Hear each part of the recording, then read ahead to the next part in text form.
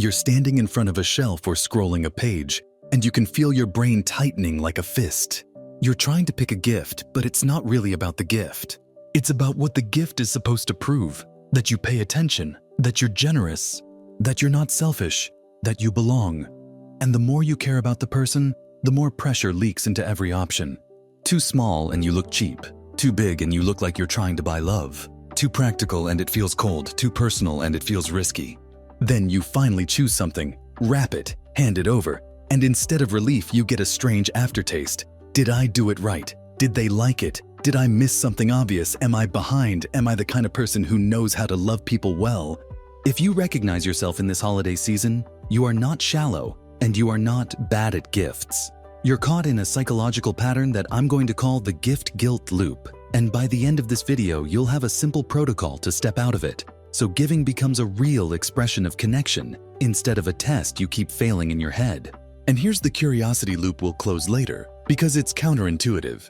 The fastest way to reduce gift anxiety is not to spend more time searching.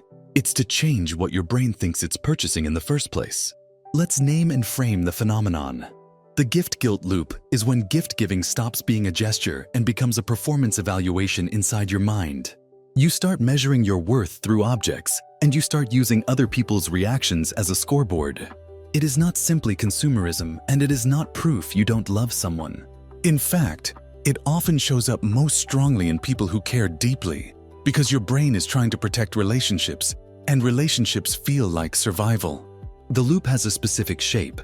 First you feel pressure, then you overthink, then you buy or avoid, then you temporarily feel relief, and then guilt returns in a new form.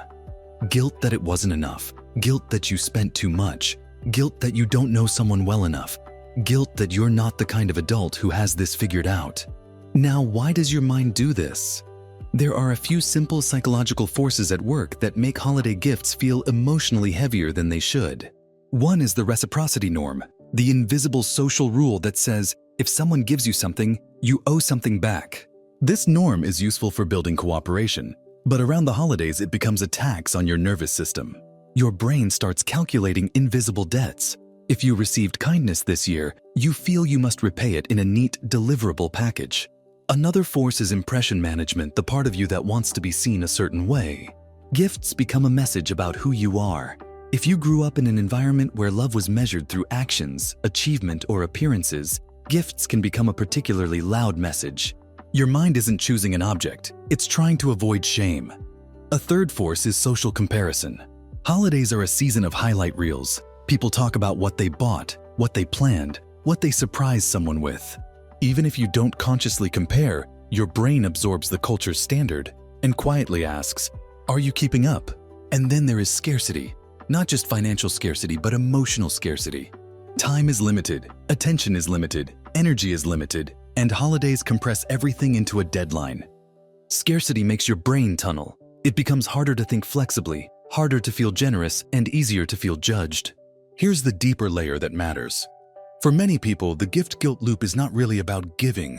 It's about attachment. When you give a gift, you're reaching for a moment of safe connection, a smile, a hug, a sense that you did good, that you are loved. If your nervous system learned that connection is uncertain, gifts become a way to stabilize it. That's why the anxiety can feel disproportionate. Your body is acting as if the relationship is on trial, and the gift is your evidence. The hidden cost is not just wasted money or time. The cost is that you start associating generosity with pressure. You start avoiding the very rituals that are meant to bring warmth. You might procrastinate on gifts until the last moment and then hate yourself. Or you might overspend and then feel resentful. Or you might go emotionally numb and tell yourself you don't care, when what you really mean is, caring is too expensive. And here's the painful part. The loop can make you less present. You might be physically at a gathering while mentally scoring yourself, tracking who gave what, wondering if you're doing it wrong, and that steals the simplest gift you could offer, your actual attention. So we need a different approach, one that respects the psychology underneath without turning the holidays into a self-improvement project. You don't need to become a perfectly enlightened gift giver. You need a small toolkit that changes the frame. I'm going to give you 4 tools. They're designed to be light enough to use in real life, but deep enough to change the pattern.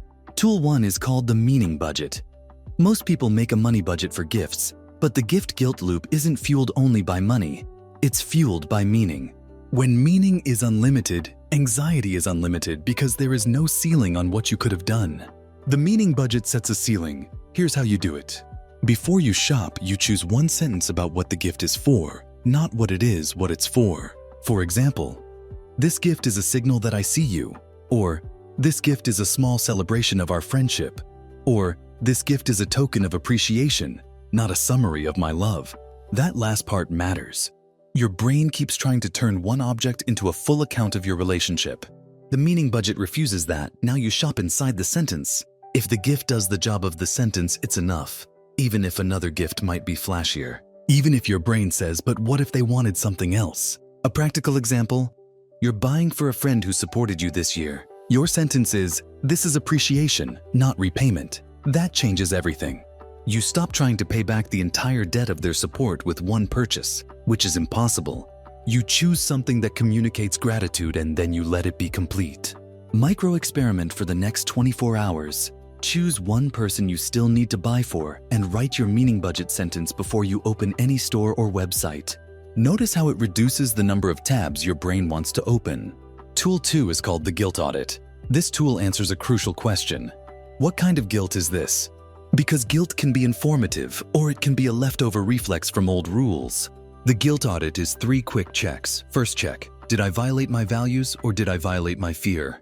If you promised yourself you would be thoughtful and you forgot someone important, that's value-based guilt and it can guide repair.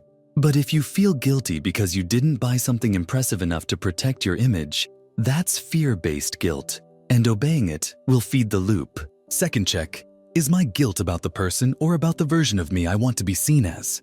If the guilt is mainly about how you will look, that's a signal you're in performance mode.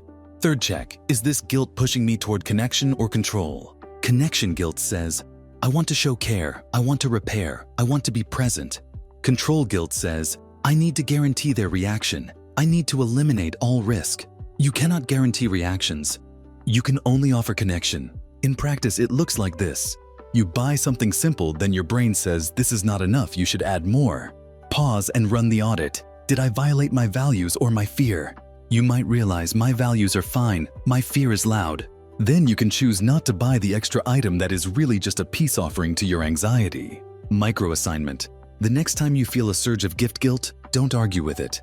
Classify it. Values or fear. That one classification creates freedom. Tool 3 is called the 2-layer gift. This tool solves a problem many people don't realize they have. You're trying to make the object carry both meaning and emotional warmth. But objects are blunt instruments. Emotional warmth often needs words or attention. The 2-layer gift splits the job. Layer 1 is the object, kept simple. Layer 2 is the meaning, delivered in a small message that makes the gift land. This is where the counterintuitive insight shows up. Often the most memorable part is not the item, it's the feeling of being accurately seen. And being seen is conveyed more reliably through a sentence than through a product. Here's how to do it. You attach a short note, spoken or written, that answers one of these. I chose this because this reminded me of, or I appreciate you for, keep it specific and small. Not a speech. For example, I chose this because you're the person who makes ordinary days feel lighter. Or, this reminded me of how you always notice the details other people miss. Now the gift is no longer a test of your shopping skills. It becomes a vehicle for recognition. This is especially powerful if you worry you're not good at gifts. You don't need to be. You need to be accurate. And accuracy is relational, not material. Micro-experiment. Pick one gift you already bought and add a 1-sentence meaning layer. Then notice how your anxiety about that gift changes. Tool 4 is called the receiving reset because the gift guilt loop doesn't only show up when you give, it also shows up when you receive.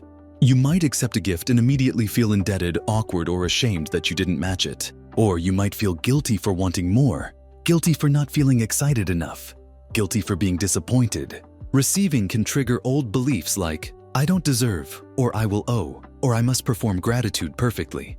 The receiving reset is a simple internal script you run in the moment so you can receive without turning it into a debt contract. Step 1 is permission. I'm allowed to receive without earning it today. Step 2 is separation. Their gift is their expression, not my obligation to match. Step 3 is connection. You respond with a real human moment, not a perfect performance. You can say, thank you, this means a lot. And then one detail you genuinely like. I love that you remembered I mentioned this. This keeps you in connection instead of comparison. If you worry that's selfish, notice what's actually happening. You're allowing generosity to exist without punishing yourself for it. That is emotionally mature. Now let's talk about the classic holiday mind trap that keeps the loop alive, the myth of equal exchange. Your brain tries to make giving symmetrical like a spreadsheet.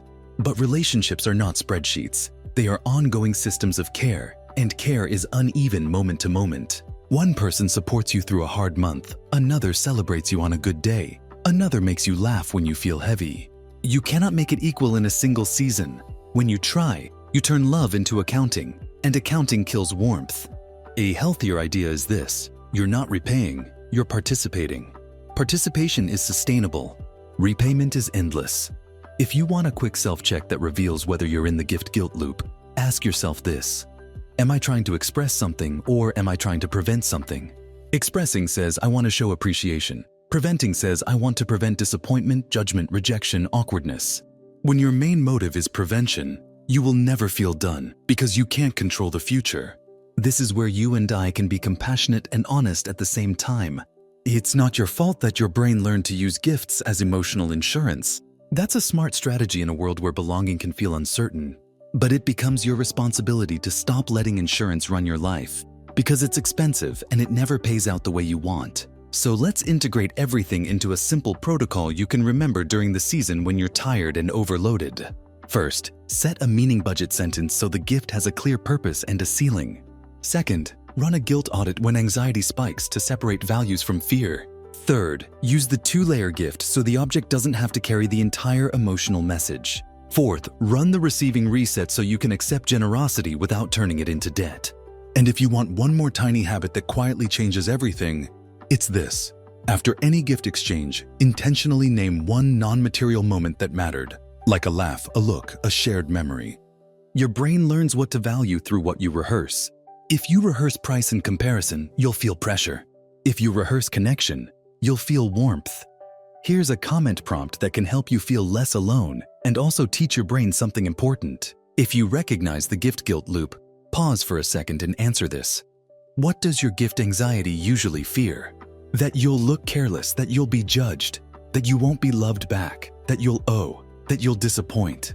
If you want, write just one phrase in the comments, not your whole story, just the fear. It's powerful to see how many people are carrying the same invisible pressure in silence. And as we close, remember the counterintuitive insight we promised. The fastest way out is not more searching. It's reframing what the gift is doing. A gift is not a report card on your worth. It's a small signal of attention inside a long relationship.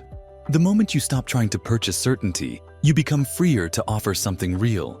You can give within your means, receive without debt, and let the holidays be what they're meant to be: imperfect, human, and connective.